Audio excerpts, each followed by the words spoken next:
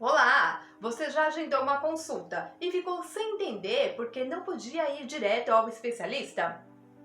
Isso acontece porque no SUS tem regras de acesso e hoje você vai entender exatamente como funciona esse caminho dentro da rede de saúde. Portaria de entrada no SUS é o tema de hoje. E para não perder os próximos vídeos, se inscreva no canal e ative o sininho de notificações.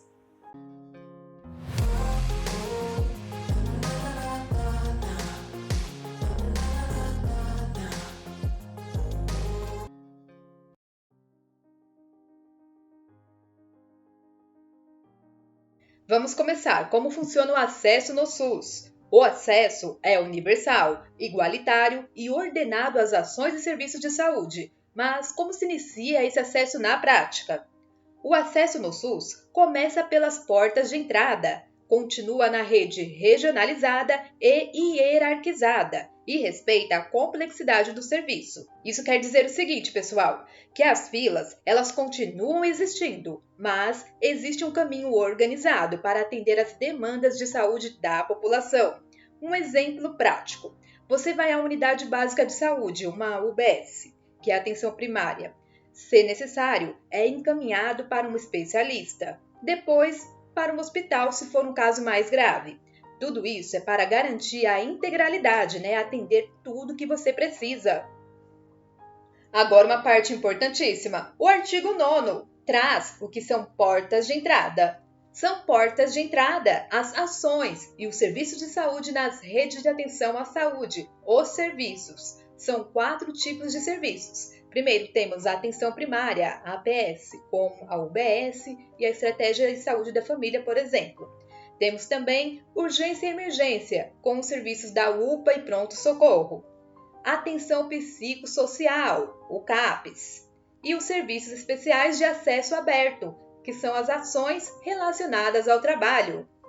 Agora uma parte que sempre cai em provas. Por muito tempo, a atenção primária foi porta de entrada isolada. Atualmente, a APS é porta de entrada preferencial, mas não é a única. Como falei, temos 4 tipos de serviços como porta de entrada no SUS. Temos a atenção primária, a APS, urgência e emergência, atenção psicossocial e os serviços especiais de acesso aberto.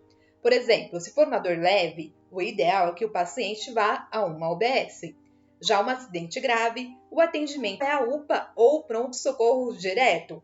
Então, gente, a porta de entrada é o primeiro contato que a pessoa tem com o Sistema Único de Saúde, o contato inicial com o SUS. Anota também o parágrafo único. Podem existir novas portas de entrada, dependendo da região. Então, os entes federativos, eles podem criar novas portas de entrada no SUS, desde que haja justificativa técnica, acordo nas comissões intergestores e respeito às características da região de saúde. Agora vamos falar sobre o acesso a serviços especializados. Os serviços de atenção hospitalar e os ambulatoriais especializados, entre outros de maior complexidade e densidade tecnológica, serão referenciados pelas portas de entrada. Na prática, funciona assim. O paciente ele vai a uma UBS. O médico da UBS encaminha, ou seja, referencia o paciente a um especialista do hospital ou do AME, o Ambulatório Médico de Especialidades. Então, para ter acesso a hospitais e especialistas, o paciente ele precisa ser referenciado. Antes era chamado de encaminhamento, agora é referenciado por uma das portas de entrada. Pessoal, é o seguinte, é preciso muito cuidado para não confundir portas de entrada do SUS com os requisitos mínimos para constituir uma região de saúde. Lembre-se, portas de entrada são os serviços da atenção primária à saúde, rede de urgência e emergência, rede de atenção psicossocial e também os serviços especiais de acesso aberto. Lembrando que a porta de entrada é o primeiro contato do paciente com o SUS e ele precisará ser referenciado para passar no especialista ou em outros serviços de maior complexidade, beleza? Já os requisitos mínimos para formar uma região de saúde, a região precisa ter atenção primária à saúde, a APS. A região ela precisa ter também rede de urgência e emergência, rede de atenção psicossocial, atenção ambulatorial especializado e hospitalar, e também a vigilância em saúde. Então, os requisitos mínimos da região de saúde devem ser ofertados juntos, como um todo, para garantir a integralidade do cuidado, desde a assistência à vigilância em saúde. E aqui no canal nós temos uma videoaula completa sobre regiões de saúde. Depois assista, o link vai ficar na descrição desse vídeo. Então, pessoal, a região ela deve oferecer tudo de forma integrada. E em relação à porta de entrada, o acesso ao serviço especializado geralmente ocorre por encaminhamento, ou seja, o paciente é referenciado a uma das portas de entrada e depois passa no especialista. Lembre-se, o usuário não entra direto no nível especializado, no ambulatório, por exemplo, salvo exceções. Como o acesso é organizado? O acesso é universal e igualitário às ações e serviços de saúde e será ordenado pela atenção primária. A APS ordena o cuidado e segue alguns critérios. Primeiro, tem a avaliação da gravidade, seja a gravidade do risco individual e coletivo. E o segundo critério é o cronológico, que é a ordem de chegada na fila, respeitando as prioridades previstas em lei vigente. É o caso de idoso, gestantes, PCD e etc. A vulnerabilidade também é um dos critérios. Por exemplo, a população indígena ela tem regras específicas de acesso à saúde, conforme suas necessidades. Isso é para garantir o atendimento integral, com base no princípio da equidade. Alguns exemplos para ficar mais fácil. Um caso de infarto tem prioridade de atendimento, então o atendimento é imediato. Agora, se for uma consulta simples, sem gravidade, ela pode esperar na fila. A população indígena tem suas particularidades e é considerada vulnerável e, por isso, conta com regramentos diferenciados de acesso para atender o princípio da equidade, como eu já falei. Então, pessoal, após avaliar o risco, a gravidade, o próximo critério é o cronológico, ou seja, por ordem de chegada na fila, respeitando os grupos especiais, no caso de gestante, idosos, PCD, e também devemos avaliar a vulnerabilidade da população.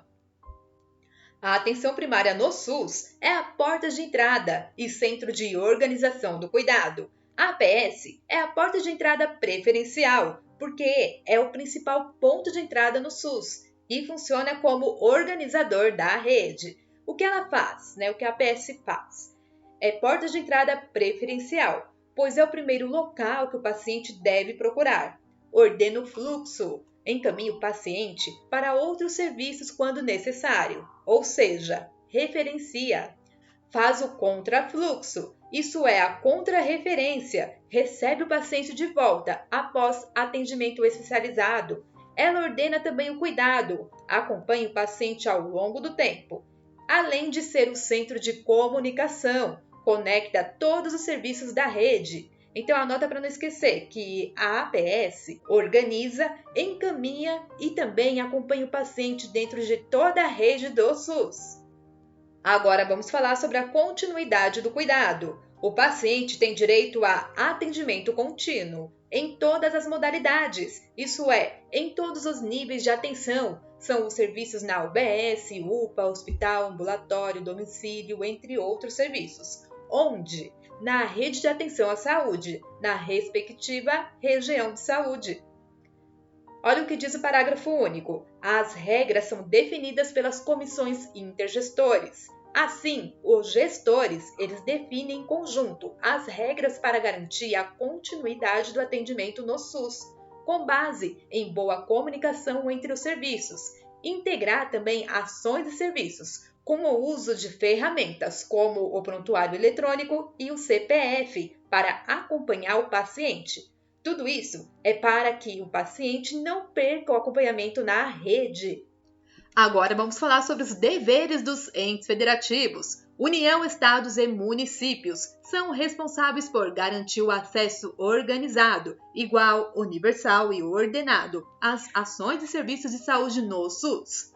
Para isso, os entes federativos eles devem garantir a transparência, integralidade e equidade no acesso às ações e os serviços de saúde, orientar e ordenar, isso é, organizar o fluxo, monitorar o acesso e ofertar ações e serviços de saúde na região.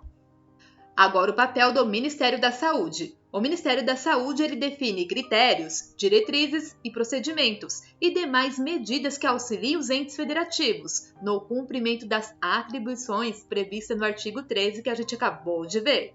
Exemplo, o Ministério da Saúde ele pode desenvolver e aplicar protocolos clínicos e normas de regulação para orientar e padronizar o SUS. Agora fizemos uma revisão sobre portas de entrada no SUS, o Decreto 7.508 de 2011, do artigo 8º ao 14. E se você gosta de material PDF ilustrado e didático, aproveita o super desconto. Temos conteúdo sobre sinais vitais, planner para você organizar os seus estudos e muito mais. Aproveita que o link está na descrição desse vídeo. Hoje você viu as portas de entradas no SUS. Espero que o conteúdo tenha te ajudado. Se gostou do vídeo, deixa o like e se inscreva no canal. E vale lembrar que o PDF dessa aula e das aulas mais recentes do canal estão disponíveis para os membros do Clube Enfermagem na Real. É só clicar no botão Seja Membro. Até mais!